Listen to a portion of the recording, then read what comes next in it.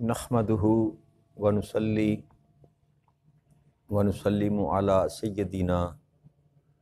و مولانا محمد رسولہ النبی الامین المکین الحنین الکریم الرؤوف الرحیم اما بعد فاعوذ باللہ من الشیطان الرجیم بسم اللہ الرحمن الرحیم۔ واجب الاحترام ساتھ اللہ تعالیٰ کا بے پناہ لطف و کرم اور اس کا احسان عظیم ہے کہ جس کی توفیق سے ہم اس کے ذکر کے لیے اس کے گھر میں جمع ہیں۔ گزشتہ نشست میں ہم نے اللہ کریم کے اس حکم پر ذکر کیا تھا، اس میں اللہ کریم نے یہ ارشاد فرمایا تھا کہ میں تمہیں شکار کے معاملے میں تمہیں ضرور آزماؤں گا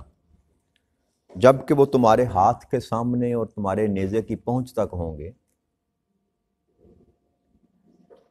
اور یہ اس لیے کہ اللہ اس شخص کی پہچان کرنا چاہتا ہے کہ جو اس سے غائبانہ ڈرتا ہے۔ پھر جو شخص اس کے بعد بھی حد سے تجاوز کرے تو اللہ کریم نے ارشاد فرمایا کہ اس کے لیے دردناک عذاب ہے۔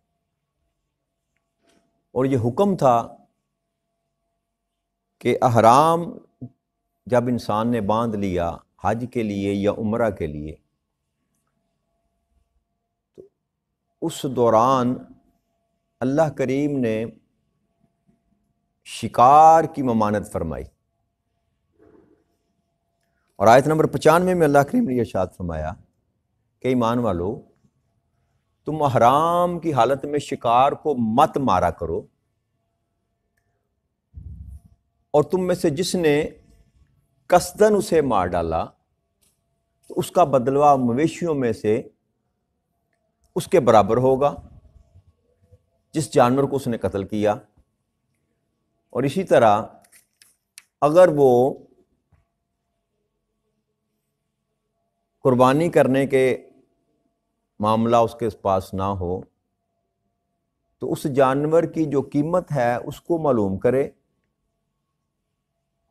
اور اس قیمت سے محتاجوں کو کھانا کھلائے، اور اگر یہ بھی نہ ہو سکے تو جس قدر محتاجوں کو کھانا کھلانا ہے اتنے روزے رکھ لے۔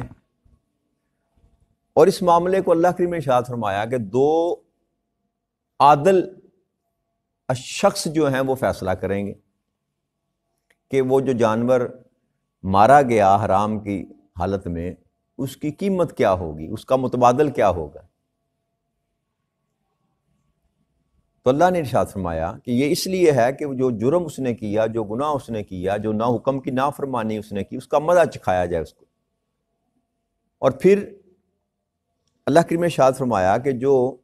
اس جانور کے بدلے جانور قربان کر دے یا اس کی قیمت کے بدلے محتاجوں کو کھانا کھلا دے یا روزے رکھ لے تو اللہ کریم اس کو اس گناہ سے بری فرما دیں گے، اس کو معاف کر دیں گے۔ لیکن اگر کوئی دوبارہ یہی فعل کرتا ہے تو اللہ کریم نے ارشاد فرمایا کہ اس کو دردناک عذاب دیا جائے گا، اور اللہ نے فرمایا میں اس سے انتقام لوں گا، اور ساتھ یہ فرمایا کہ اللہ بڑا غالب انتقام لینے والا ہے۔ اور دوسرا حکم اس سے متصل آیت نمبر 96 میں اللہ کریم نے یہ ارشاد فرمایا کہ تمہارے لیے دریا کا جو شکار ہے اس کو تمہارے لیے اور مسافروں کے فائدے کے لیے حلال کر دیا، اور خشکی کا شکار تم پر حرام۔ جب تک تم حالت حرام میں ہو اللہ سے ڈرتے رہو جس کی طرف تم سب جمع کیے جاؤ۔ تو دو طرح کے حکم اللہ کریم نے احرام باندھنے کے دوران دیے،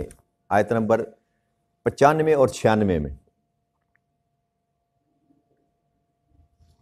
ائمہ اکرام کا اس بات پر اتفاق ہے کہ جو بھی محرم شکار کو قتل کرے گا اس پر ضمان تاوان جو ہے وہ لازم ہے، واجب ہے،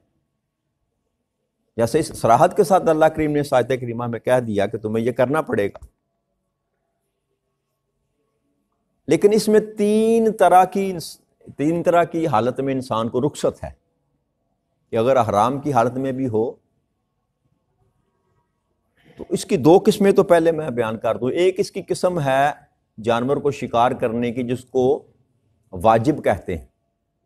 اور ایک مباح ہے یعنی کہ جائز کسی شکل میں, کہ اگر کوئی جانور کسی انسان پر حملہ آور ہو جائے تو اپنا دفاع کرتے ہوئے اگر وہ جانور مارا جائے, یا ایسے جانور کو مارنا بے شک آپ حرام کی حالت میں ہیں انسان پر واجب ہے, پھر اس پر یہ حکم کا اطلاق نہیں ہوگا. اگر جانور نے اس پر حملہ کر دیا اور جانور اپنی جان بچانے کے لیے اس جانور کو قتل کرنا مارنا اگر ضروری ہو تو اس شکل میں انسان پر واجب ہے کہ وہ اپنی جان بچائے اور اس جانور کو قتل کر دے. ایسی حالت میں اس پر جو ہے ضمان یا توان نہیں ہوگا. اور دوسری شکل یہ ہے کہ اگر انسان کے پاس حلال چیزوں میں سے کوئی چیز میسر نہ ہو کھانے کے لیے, اور اس شکل میں جان بچانے کے لیے اگر وہ کسی جانور کا شکار کر لیتا ہے تو اس صورت میں بھی جو ہے وہ اس شکار کو کھا سکتا ہے. اس حالت میں بھی ایسے شخص پر ضمان یا توان جو ہے لاگو نہیں ہوگا. یہ امام اعظم ابو حنیفہ کا بھی یہ قول ہے اور امام شافعی کا بھی یہی قاعدہ ہے. وہ کہتے ہیں کہ اگر جان بچانی ہو, کیونکہ جان بچانے کا اللہ کریم نے حکم دیا, سورہ بقرہ کی آیت نمبر 195 اللہ کریم نے ارشاد فرمایا وَلَا تَلْقُوا بِأَيْدِيكُمْ إِلَىٰ تَحْلُقُوا, اور اپنے ہاتھوں ہلاکت میں مت ڈالو اپنے آپ. یعنی کہ انسان کی جان کی جو قیمت ہے وہ سب سے بڑھ کر, جیسے پچھلے احکامات ہم نے پڑھے جس میں اللہ کریم نے سور کو حرام کیا, مردار کو حرام کیا, تو وہاں بھی یہ حکم اللہ نے دیا کہ اگر تم اس حالت اضطرار میں ہو کہ تمہاری جان کو خطرہ ہے تو پھر تم وہ حرام کیا ہوا گوشت سور بھی اور مردار بھی کھا سکتے ہو. تو انسان کی جان بچانے کے لیے اگر وہ احرام کی حالت میں بھی ہے اور اگر وہ شکار کر لیتا ہے اور کھا لیتا ہے تو اس پر بھی وہ ضمان یا توان واجب نہیں ہوگا. اسی طرح لیکن تمام ائمہ کرام جو ہے اس بات پر متفق ہیں کہ اگر احرام کی حالت میں کسی بندے نے شکار جو کیا ہے وہ عمدن کیا ہے یا خطان کیا ہے, اگر قتل کر دیا اس جانور کو تو اس کو ضمان بھرنا پڑے گا, اس کو توان دینا پڑے گا.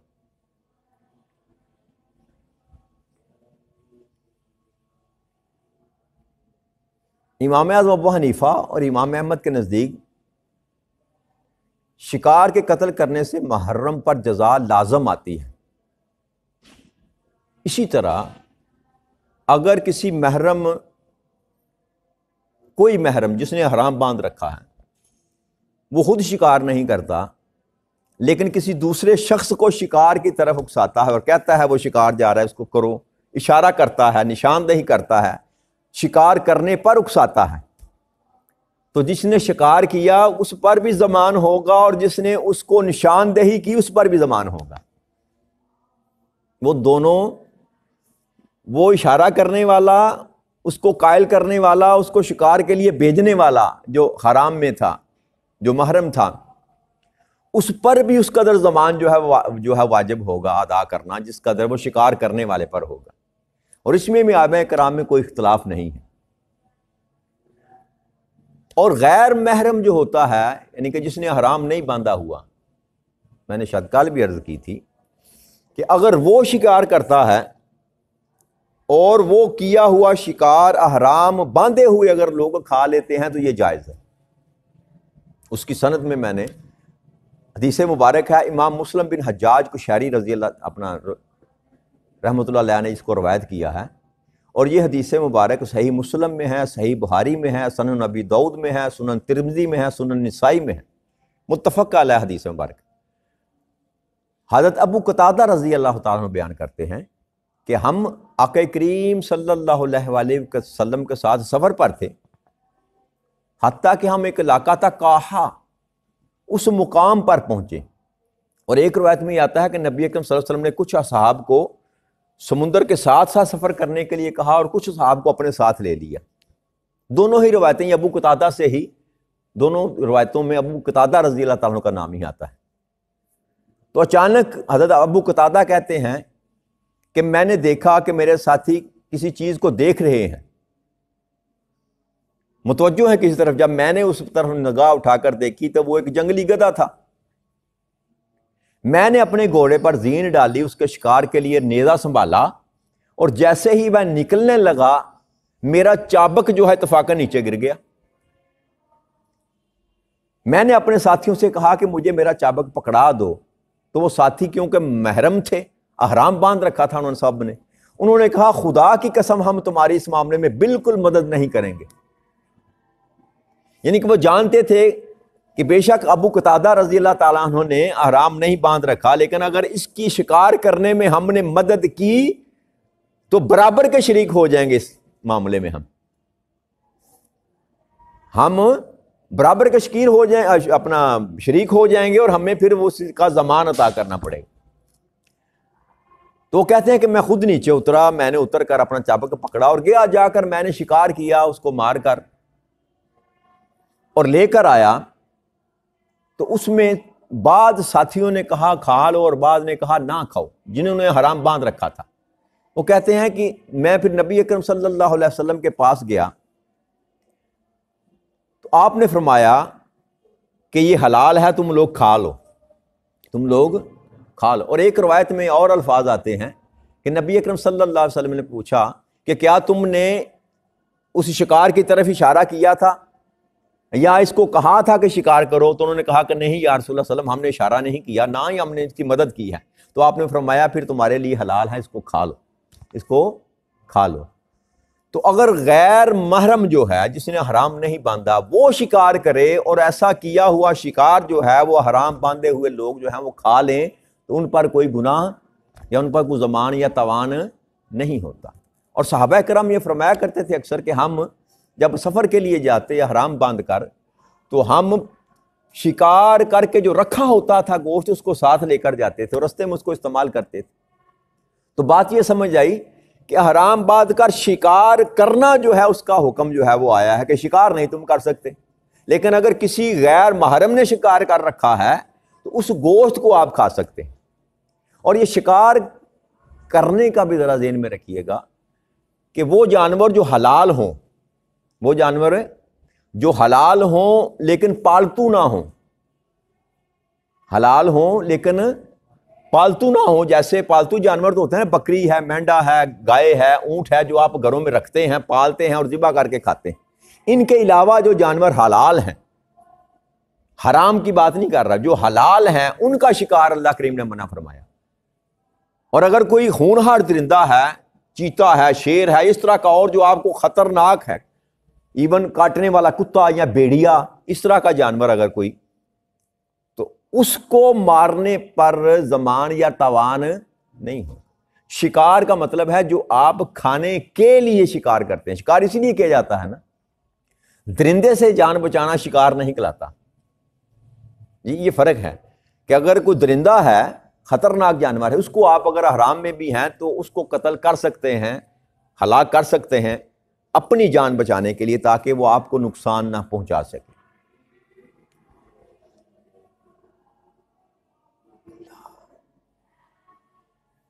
اور امام اعظم ابو حنیفہ اور امام ابو یوسف رحمہ اللہ کے نزدیک شکار کی قتل کی جزا یہ ہے کہ جس مقام پر شکار کو قتل کیا جائے وہاں اس شکار کی قیمت مقرر کی جائے۔ وہ جو اللہ نے بیان فرمایا کہ دو عادل شخص جو ہیں وہ منصف ٹھہرائے جائیں گے اور وہ قیمت مقرر کریں گے، اور وہ ذبح کرے گا گوشت۔ اور بعض روایت میں یہ آتا ہے کہ وہ جو قربانی کی جائے گی وہ حرم میں تقسیم کی جائے گی، لیکن اگر وہ محتاجوں کو کھانا کھلاتا ہے کہ وہ جانور نہیں میسر، تو اس جانور کی قیمت کا تعین کیا جائے گا، اور وہ تعین وہ دو عادل لوگ کریں گے، اور اس کی جو لکھا گیا مسکینوں کو صدقہ کرنے کا، امام اعظم ابو حنیفہ فرماتے ہیں کہ ہر مسکین کو 2 کلو گرام گندم جو ہے، ہر مسکین کو وہ دی جائے گی. یعنی کہ جانور کی قیمت کا تعین کیا جائے گا اور پھر اس کو گندم میں کنورٹ کر کے ہر مسکین کو 2 کلو گندم کے برابر. اب جتنی گندم بنے گی جتنے پیسے بنیں گے اتنے مسکینوں کو کھانا کھلانا ہے. بات سمجھ آ رہی ہے کہ ہر مسکین کے لیے 2 کلو گرام گندم کا پیمانہ مقرر کیا گیا. اگر جانور نہیں دینا تو اس جانور کی قیمت لگا کر اتنی گندم خریدی جائے اور ہر بندے پر 2 کلو گرام گندم کو تقسیم کیا جائے, اتنے لوگوں کو کھانا کھلانا, یہ اس کا فدیہ ہے. اور اگر آپ کھانا نہیں کھلاتے تو جتنے مسکینوں کا کھانا آپ نے کھلانا تھا اس تعداد میں آپ نے روزے رکھنے ہیں, اس تعداد میں آپ نے روزے رکھنے ہیں. اور اسی طرح امام شافعی یہ فرماتے ہیں کہ اگر کوئی ایسا جانور ہے جس کی نظیر نہیں ملتی, یعنی کوئی ایسا جانور ہے کہ اس کے متبادل کوئی حلال جانوروں میں نظیر نہیں ملتی, تو پھر ایسے جانور کی قیمت مقرر کی جائے گی اور اس قیمت کا جانور لے کر اس کو قربان کیا جائے گا, یا مسکینوں کو کھانا کھلایا جائے گا یا روزہ رکھا جائے گا, جو بھی طریقہ ہے وہ اڈاپٹ کیا جائے گا. اور یہ اس لیے اللہ کریم نے ارشاد فرمایا, یہ حکم اس لیے دیا کہ رب کریم یہ چاہتا ہے کہ میں دیکھوں کہ کون ہے جو میرا خوف رکھتا ہے. ایک چھوٹا سا حکم ہے نا, تو بہت بڑا حکم نہیں ہے کہ ایک چیز حلال ہے اس کو کھانے سے رک جانا حرام کی حالت میں. جیسے اپنے ازواج کے ساتھ تعلق ہے, اگر شادی شدہ مرد عورت ہیں احرام باندھ کر جا رہے ہیں تو وہ اپنے میاں بیوی جو ہے اپنے تعلق کو قائم نہیں کر سکتے, ہے حلال. تو اسی طرح یہ بھی منع کیا گیا کہ حرام میں تم حلال جانور کو بھی شکار نہیں کر سکتے, لیکن رخصت دی گئی دوسرے معنوں میں. اگر سمندری جانور ہے, اور خشکی کے جانور سمندری جانور میں فرق جان کر رہیے گا کہ خشکی کا جانور وہ جو خشکی میں ہی پیدا ہوا خشکی میں ہی رہتا ہے وہ خشکی کا جانور گنا جاتا ہے, اور سمندری جانور وہ جو سمندر میں ہی پیدا ہوتا ہے اور سمندر میں ہی رہتا ہے. کچھ جانور ایسے ہوتے ہیں جو سمندر میں بھی رہتے ہیں, درمیان میں رہتے ہیں, باہر بھی آ جاتے ہیں, جیسے کچھوا ہے اور مگرمچھ وغیرہ, اور اس طرح کے جانور بھی ہوتے ہیں جو پانی میں بھی رہ سکتے ہیں اور خشکی میں بھی رہ سکتے ہیں. ان پر اس کا اطلاق نہیں ہوگا. خشکی کا جانور وہ جو خشکی میں پیدا ہو خشکی پر ہی زندگی بسر کرے, اور پانی کا جانور وہ جو پانی میں ہی پیدا ہو اور پانی میں ہی زندگی بسر کرے.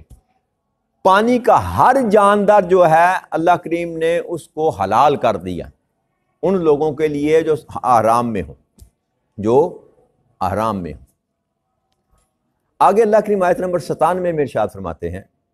جعل اللہ الکعبۃ البیت الحرام قیاما للناس والشہر الحرام والہدی والقلائد ذالک لتعلموا ان اللہ یعلم ما فی السماوات وما فی الارض وان اللہ بکل شیء علیم اعلموا ان اللہ شدید العقاب وان اللہ غفور الرحیم. اللہ کے ارشاد فرماتے ہیں کہ اللہ نے کعبے کو جو حرمت والا گھر ہے